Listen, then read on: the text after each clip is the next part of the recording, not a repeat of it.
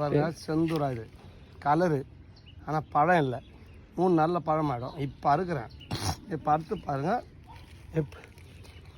எப்படி அறுக்குறேன் பாருங்கள். இந்த பாருங்கள்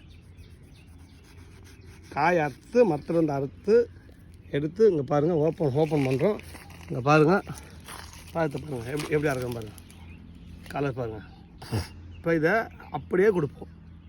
எப்படி பாருங்கள் பழம்.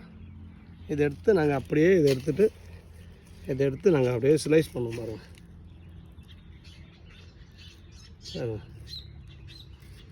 இங்கே பாருங்கள் அப்படியே பிரித்தா